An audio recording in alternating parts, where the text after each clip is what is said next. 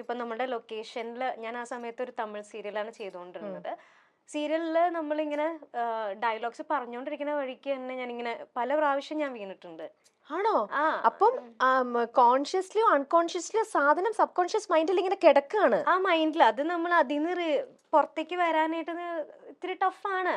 നമ്മൾ ഒരിക്കലും അതായത് നമ്മൾ അങ്ങനെ ഒരു ഇപ്പൊ നമ്മൾ എല്ലാവരും കല്യാണം കഴിക്കുന്നത് ഇങ്ങനെ ആവുന്ന ഒട്ടും പ്രതീക്ഷിച്ചിട്ടില്ല. പ്രത്യേകിച്ച് എന്നെ പോലത്തെ ഒരു കുട്ടീനെ തീരെ പ്രതീക്ഷിച്ചിട്ടില്ല. ഞാൻ ഭയങ്കര ഒരു ഹോംലി ആയിട്ടുള്ള ഒരു കുട്ടിയാ. എന്നെ വളർത്തിയത് അപ്പാപ്പനും അമ്മാമ്മയും. അപ്പൊ അവരുടെ കുറെ കാര്യങ്ങളും അവരുടെ ആ ചട്ടക്കൂടി കിടന്ന് വളർന്ന ഒരു കുട്ടിയാ ഞാൻ. ചിന്തിച്ചിട്ട് പോലും ഇല്ല ഇങ്ങനത്തെ ഒരു കാര്യമോ അല്ലെങ്കിൽ ഇങ്ങനെ ഒരു സിറ്റുവേഷൻ ലൈഫിൽ ഫേസ് ചെയ്യേണ്ടി വരും എന്നൊന്നും ചിന്തിച്ചിട്ടില്ല. അപ്പൊ അത് ഫേസ് ചെയ്യേണ്ടി വരുമ്പോ ഡെഫിനറ്റ്ലി അത് ഭയങ്കര ടഫായിരുന്നു.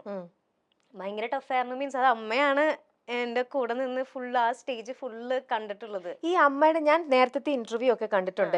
ചെറുപ്പത്തിൽ വളർത്തിയത് ഫുൾ അമ്മാമ്മ അപ്പാപ്പ അങ്ങനെയായിരുന്നു എന്ന് പറഞ്ഞു. ഐ മീൻ ഗ്രാൻഡ് പാരന്റ്സിന്റെ കൂടെ ആയിരുന്നു. അന്നേരം ഈ മമ്മി എവിടെയായിരുന്നു? ഞാൻ എപ്പോഴും സംശയം തോന്നിയിരുന്നല്ലോ അമ്മയ്ക്ക്. അതായത് എനിക്ക് സിംഗിൾ പാരന്റ് ആണ്. ഓക്കെ അമ്മ മാത്രമേ ഉള്ളൂ. അപ്പൊ അതാ ഞാൻ പറഞ്ഞ ചിലവർക്ക് വീണ് കിടക്കാനുള്ള ഓപ്ഷൻ ഇല്ല ചേച്ചി. അമ്മയ്ക്ക് എന്നെ വളർത്തണം എന്നുള്ള ഒരു വ്യൂ മാത്രം അമ്മയ്ക്ക് ഉണ്ടായിരുന്നുള്ളൂ. അപ്പൊ അമ്മയ്ക്കും അമ്മയുടേതായിട്ടുള്ള കുറെ പ്രശ്നങ്ങളും വിഷമങ്ങളും ഒക്കെ ഉണ്ടായിട്ടുണ്ട്. പക്ഷെ അമ്മ അതിനെ ഫൈറ്റ് ചെയ്തു. ഇപ്പൊ എന്താ പറയാ തൂണുണ്ടെങ്കിലല്ലേ ചാരാൻ പറ്റൂ. സീരിയസ്ലി അതുപോലെയാണ്. അങ്ങനെയുള്ള ഓപ്ഷൻ ഉണ്ടെങ്കിലല്ലേ നമുക്ക് ചാരാൻ പറ്റുള്ളൂ.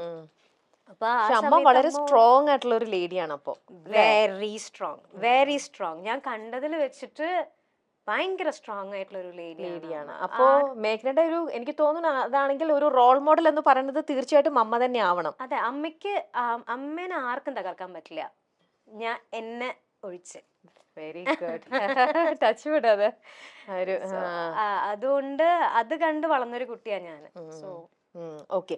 അങ്ങനെയാണെങ്കിൽ മേഘന ഇപ്പം തൊട്ട് മുന്നേ പറഞ്ഞൊരു കാര്യം ഇത് വേറൊരു കാര്യം കൂടെ കണക്ട് ചെയ്ത് ചോദിക്കാം. മേഘന എപ്പോഴും എല്ലാ കാര്യത്തിലും സീരിയൽ ആണെങ്കിലും ആയിക്കോട്ടെ അല്ലെങ്കിൽ നേരത്തെ ചെയ്ത അഡ്വർടൈസ്മെന്റ് ആയിക്കോട്ടെ വർക്കിന്റെ കാര്യത്തിലോ എന്തിൽ പോയി കഴിഞ്ഞാലും എപ്പോഴും ദ ബെസ്റ്റ് വേണമെന്ന് ആഗ്രഹിക്കുന്ന ഒരാളാണ്. എന്ത് ചൂസ് ചെയ്താലും മേഘനയുടെ ഓരോരുത്തരുടെ ഇഷ്ടവും ഓരോന്നാണ്. പക്ഷെ മേഘനയുടെ ഇഷ്ടത്തിന് പറ്റിയ ഏറ്റവും ബെസ്റ്റ് എന്ന് മേഘനയ്ക്ക് തോന്നുന്നത് പോയിട്ട് എപ്പോഴും പിക്ക് ചെയ്യാൻ ആഗ്രഹിക്കുന്ന ഒരാളെന്നാണ് എനിക്ക് മനസ്സിലായത്.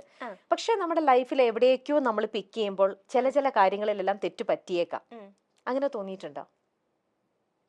തെറ്റ് പറ്റിയേക്കാം നമ്മുടെ സെലക്ഷനില്, നമ്മുടെ തീരുമാനങ്ങളില്? ഇല്ല ചേച്ചി, നമ്മൾക്ക് ആ സമയത്ത് നമ്മൾക്ക് ദി ബെസ്റ്റ് ആയിരിക്കും നമ്മൾ സെലക്ട് ചെയ്യുക.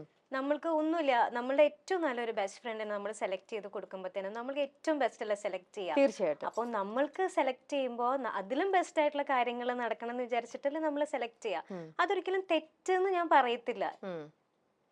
ഇപ്പൊ ഈ ഇരിക്കുന്ന മേഘ്ന എന്ന് പറയുന്നത് അതിൽ കൂടെ ഒക്കെ കടന്നു വന്ന ആ ഒരു അതെ മേ ബി അങ്ങനെ ഒന്നും അറിയാണ്ട് നിന്നിരുന്നെങ്കിൽ ചിലപ്പോ അങ്ങനെ തന്നെ ഞാൻ പോയേനെ. അപ്പം എല്ലാം ഒന്നെങ്കിൽ ഒരു ലെസൺ ആയിരിക്കാം, അതല്ലെങ്കിൽ ഒരു മൊമെന്റ് ആയിരിക്കാം, അല്ലെങ്കിൽ ഒരു മെമ്മറി ആയിരിക്കാം. എന്തുവാണെങ്കിലും അത് ലൈഫിന്റെ ഒരു പാർട്ടല്ലേ ചേച്ചി. അതിനെനിക്ക് മിസ്റ്റേക്ക് എന്ന് പറയാൻ പറ്റില്ല. മേഘ്ന എങ്ങനെയാണ് ഈ ഡിവോഴ്സും അതിനെ ചൊല്ലിയുള്ള ട്രോമയും ഡിപ്രഷനും ഒക്കെ മറികടന്നു വന്നത് എന്ന് പലരും ചോദിക്കാറുണ്ട്. അതിനെല്ലാം താരം വളരെ പക്വതയോടുകൂടി ഉത്തരം പറയാറുമുണ്ട്. താൻ പലപ്പോഴും ഇന്റർവ്യൂ ആണ് എന്ന് മറന്നുകൊണ്ട് സംസാരിക്കുന്ന പല കാര്യങ്ങളും പിന്നീട് വളരെ വലിയ രീതിയിൽ ട്രോൾ ചെയ്യപ്പെടാറുണ്ട് അല്ലെങ്കിൽ വിമർശിക്കപ്പെടാറുണ്ടെന്നും താരം പറയുന്നു.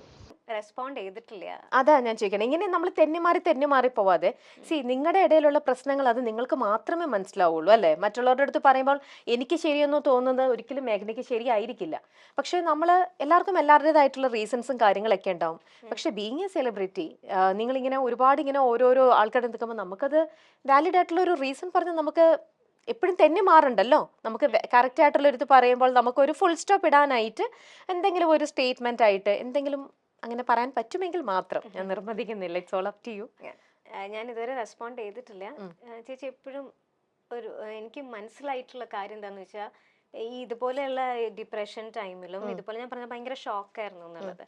ആ സമയത്തായാലും ഞാൻ പലരോടും ഞാൻ എൻ്റെ പ്രശ്നങ്ങൾ ഷെയർ ചെയ്തിട്ടുണ്ടെങ്കിലും എനിക്ക് കുറേ നാൾ കഴിഞ്ഞിട്ടാണ് എനിക്ക് മനസ്സിലായത് മറ്റുള്ളവർക്ക് നമ്മൾക്കാണ് അത് ഫീലിങ്സ്, മറ്റുള്ളവർക്ക് അത് ഒരു കഥ മാത്രമാണ്. അതെ, ഓക്കെ. നമ്മൾ ജീവിച്ചു തീർത്തത് ഒவ்வொரு സെക്കൻഡും എങ്ങനെയായിരുന്നു എന്നുള്ളത് നമുക്കല്ലേ അറിയുള്ളൂ.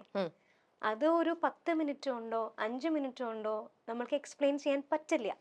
ഇൻ കേസ് അത് എക്സ്പ്ലെയിൻ ചെയ്താൽ പോലും അതൊരു 10% പോലും അത് മനസ്സിലാവില്ല. ഞാൻ പറയുന്നത് എന്താന്ന് മനസ്സിലാവില്ല.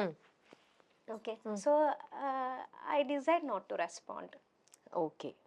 വളരെ കൊട്ടിഘോഷിച്ച വിവാഹമായിരുന്നു ഡിംപിളിന്റേതും മേഘ്നയുടേതും. ഇരുവരും സുഹൃത്തുക്കളായതുകൊണ്ട് തന്നെ ഡിംപിളിന്റെ സഹോദരനെ മേഘ്നയ്ക്ക് വേണ്ടി ആലോചിക്കാൻ ഡിംപിളിന് ഒരു മടിയും ഉണ്ടായില്ല.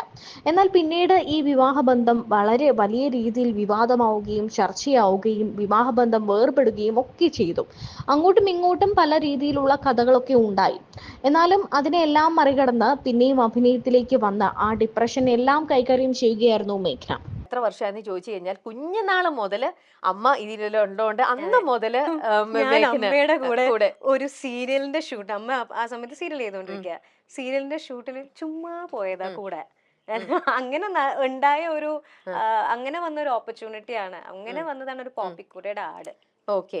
ആഡ് അങ്ങനെ ഞാൻ സ്റ്റാർട്ട് ചെയ്ത 5ാമത്തെ വയസ്സിൽ. മേഘ്നേനെ ഇങ്ങനെ എല്ലാവരും സ്നേഹിക്കുന്ന ഇത്രയും ലെവലിലേക്ക് എത്തിച്ച അമൃതയെ കുറിച്ച് പറയാം. അമൃത ഏകദേശം എത്രത്തോളം എപ്പിസോഡുകളാ ചെയ്തത് ചന്ദനമഴ അമൃതയായിട്ട്? ചന്ദനമഴ ഓൾമോസ്റ്റ് 1000 എപ്പിസോഡിന്റെ അകത്ത് ചെയ്തിട്ടുണ്ട്. ഏറ്റവും കൂടുതൽ ചെയ്തതും ആ സീരിയൽ തന്നെയാണോ? ദിവസങ്ങൾ ഷൂട്ട് ചെയ്തതും? സത്യം പറഞ്ഞ ചന്ദനമഴ ചെയ്യുന്നതിന്റെ സമയത്ത് അതിന്റെ തന്നെ തമിഴും ചെയ്തോണ്ടിരിക്കുവായിരുന്നു. അതെ. അപ്പൊ 15 ദിവസം ഞാൻ ട്രിവാൻഡ്രത്ത് മലയാളത്തിൽ ചെയ്യും, അതിന്റെ തന്നെ തമിഴും സെയിം ക്യാരക്ടർ ചെയ്യും. തമിഴിൽ അതിന്റെ പേര് എങ്ങനെയാ? സീത. ചന്ദനമഴയ്ക്ക് പകരം ദൈവം തந்த വീട്. ദൈവം തந்த വീട്. ഇവിടെ അമൃത, അവിടെ സീത. ഓക്കെ. അപ്പോ കണ്ടിന്യൂസ് ആയിട്ട് ഒരു 4.5 ഇയേഴ്സ് ഞാൻ ആ ക്യാരക്ടറായിട്ട് തന്നെയാണ്. ഒരു 30 ദിവസം, ഒരു വർഷത്തിൽ ഒരു 365 ദിവസം ഉണ്ടെങ്കിൽ ഒരു 360 ദിവസവും ഞാൻ സത്യം പറഞ്ഞു കഴിഞ്ഞാല് അമൃതയായിട്ട് ആ ഒരു ക്യാരക്ടറായിട്ട് ജീവിച്ചിട്ടുള്ളത് കൊണ്ട് തന്നെ ഭയങ്കര അറ്റാച്ച്ഡ് ആ ക്യാരക്ടറിന്റെ അടുത്ത്.